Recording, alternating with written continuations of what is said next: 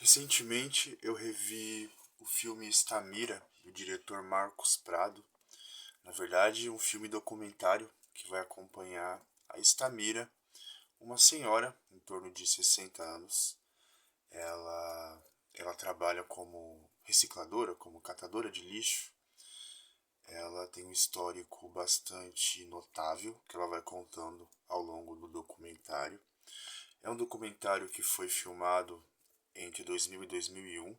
Inclusive, no decorrer do documentário, nós acompanhamos dois natais da Estamira, um com a família, depois ela passa a véspera lá no aterro sanitário, no lixão, onde ela vive grande parte do tempo, no Rio de Janeiro, no Gramacho, Jardim Gramacho. E os cineastas, os produtores vão acompanhando o dia a dia dessa mulher.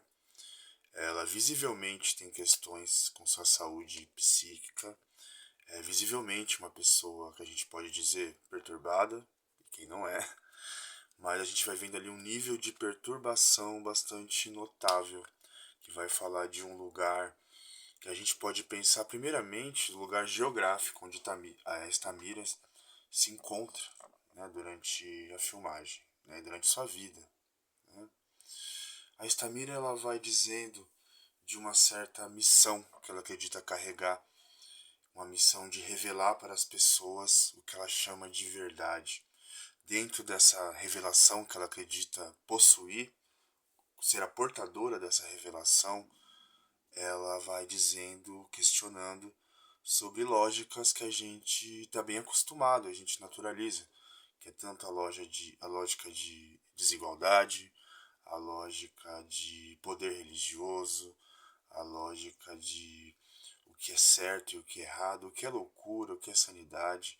A Estamira, apesar de apresentar um discurso que a psiquiatria vai dizer como místico, uma pessoa que em alguns momentos ela parece ter algumas ausências, né? A gente vê ela mudando a sua fala, o seu olhar, o seu discurso, enfim, né? Nos aponta para um saber sobre si e uma interrogação sobre si que ela traz em momentos notáveis do filme. Um deles é quando ela vem de uma consulta psiquiátrica e ela questiona o porquê da médica ela receitar a mesma medicação sempre para todos, né? Ela denuncia ali que dentro do sistema de saúde, da lógica social, daquele dispositivo de saúde a qual ela participa, existe uma hipermedicalização das pessoas, ela vai chamar de dopação. As pessoas estão, os médicos estão dopando, os médicos são copiadores. Ela repete muitas vezes que nós, pessoas comuns, como ela diz, a gente vai para a escola só para copiar, não para aprender. E dentro desse questionamento, ela diz: quem sabe, quem entende, quem sabe melhor de mim o que o remédio pode fazer por mim, sou eu. Sou a cliente, a paciente, né? Então ela traz aí um, um saber que advém daquele que é apontado como sofredor de doença mental, né? Como assim era muito chamado, né? Hoje se fala de transtorno, diagnóstico. E a Estamira, aparentemente, ela tem surtos psicóticos, né? No qual ela se desvincula um pouco da realidade, mas eu me questiono se ela realmente se desvincula ou ela traz um novo saber para essa realidade, né? É muito difícil falar desse filme porque ele tem inúmeras camadas, né? Toda vez que eu assisto ele, ele me traz alguma ideia nova, eu percebo alguma coisa nova para se pensar, para se abrir, para se ampliar.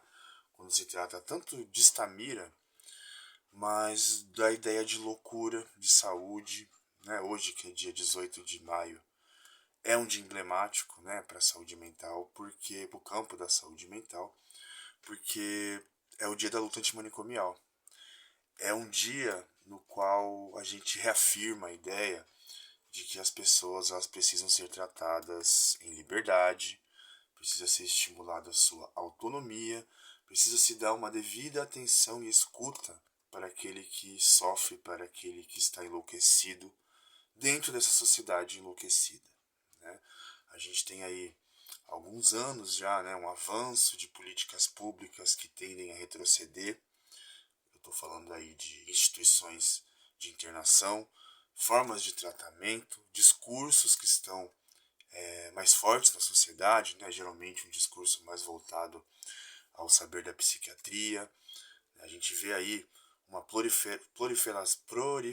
proliferação, enfim, a gente vê aí um aumento dos diagnósticos no discurso público, né, as pessoas se autodiagnosticando, as pessoas em alguns pontos, casos, alimentando um fetiche pelo diagnóstico. Eu não estou falando só das pessoas diagnosticadas, mas de muitos profissionais que se ancoram num suposto diagnóstico e ao invés de tratar do sujeito, que é o objeto do qual a psicanálise se ocupa, objeto do inconsciente, sujeito do inconsciente, essas práticas mais hegemônicas, essas ideias mais hegemônicas, vão se respaldar muito na ideia de diagnóstico, medicação, conceito de equilíbrio, de bem-estar, de plenitude, um ideal de normal, um ideal de comum, um ideal de adaptado, de alienado. Né? Então, Estamira, ela já traz uma história que está enraizada dentro da sua história familiar, da sua vida familiar. A mãe dela foi uma mulher que ficou internada e morreu dentro de um manicômio.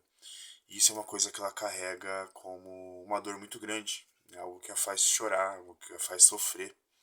Ela diz no documentário que a pessoa que ela sente mais falta é da sua mãe. E ela relembra da mãe contando dos seus delírios, da mãe, ela levando a mãe para ser internada, né, a Estamira já casada ali com o primeiro marido, do quanto foi dolorido para ela deixar aquela mãe naquele lugar largada, a mãe pedia para ela ir salvar, mas tinha a questão da Estamira ali ser dependente financeira do marido, e aí se desenrola, a gente vai entendendo como que a Estamira chegou nesse lugar de loucura. Ela vai contar a sua história. É uma história marcada por tragédias e por violências repetidas. Né? Ela conta ali do avô materno, que abusou da mãe, que abusou dela, que vendeu ela para um bordel. Nesse bordel, ela ainda é adolescente, ela conhece o primeiro marido, de quem ela tem o primeiro filho, o Hernani. O marido também, que tinha casos fora da relação, colocava ali a Estamira num lugar de submissão. E a Estamira tem um segundo casamento com esse italiano, parece ser o grande amor da vida dela. Tem momentos do documentário em que ela inclusive canta, né, muito emotiva e fala, lembrando a respeito do quanto se sentiu traída, do quanto se sentiu menosprezada por esse homem. Né? E a Estamira, ela tem mais uma terceira filha, a Maria Rita. Essa menina ainda criança é tirada da Estamira. Existe ali uma adoção boca a boca, uma adoção ilegal, né? Essa menina Maria Rita é levada para morar em outro lugar, mas ela entra em contato com essa mãe, ela visita essa mãe hoje em dia. A filha com quem me parece que a Estamira tem uma ligação mais leve, vamos dizer, porque com o filho Hernani, o filho mais velho, o filho do primeiro marido da Estamira, que atirou do bordel, o Hernani ele tem um discurso religioso muito presente, um discurso bastante fechado, moralista. Ele acredita que a mãe sim tem alguns distúrbios, né, como ele diz, mas ele acredita mais ainda que a mãe na verdade está sendo possuída por forças malignas, por entidades, né, ele sendo um homem religioso ali.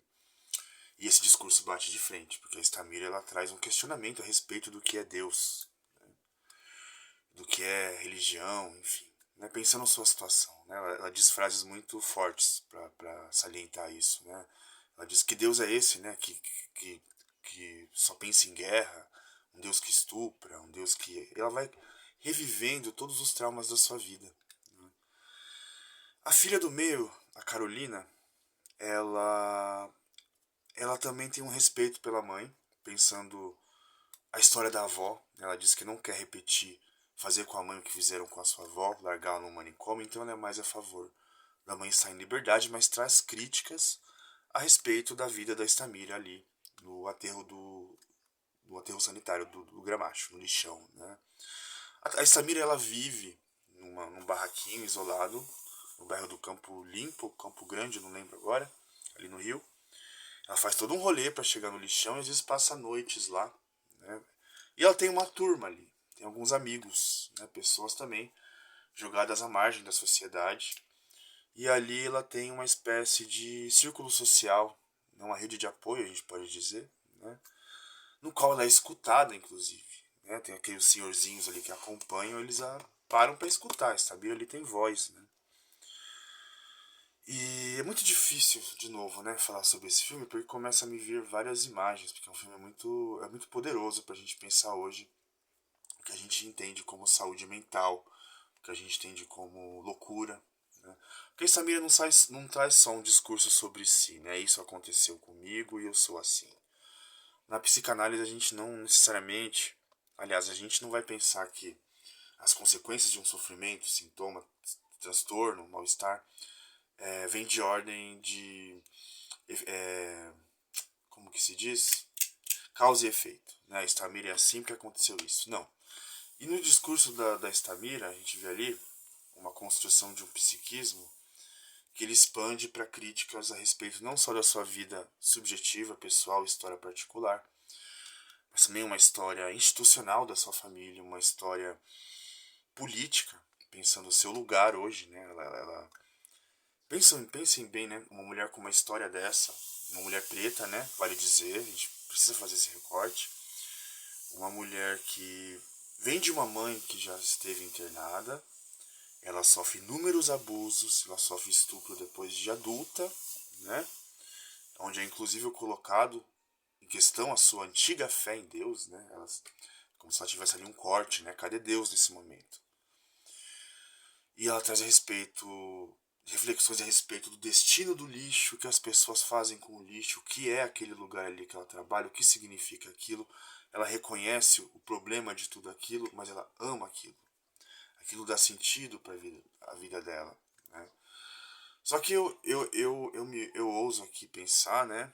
Pensando toda a história, toda a trajetória da Estamira e o seu lugar marcado por seu gênero, por sua cor, a gente vai levar isso em conta também. A gente vai pensando aonde que acaba essa mulher, né? Uma mulher que acaba no meio do lixo. Isso me fez pensar muito sobre o lugar social que a gente atribui às pessoas, o olhar que a gente lança às pessoas. Quantas vezes a gente não chama alguém, essa pessoa é um lixo, né? E veja bem quem é que vai parar nas margens das margens da sociedade, no meio do lixo, um lugar onde ninguém quer, objetos que ninguém quer, lixo. E o ser humano também é colocado nesse lugar. Então eu trouxe esse levantamento aqui a respeito um pouco do filme, que é muito pouco mesmo ainda, porque a Estamira nos leva a pensar em inúmeras coisas.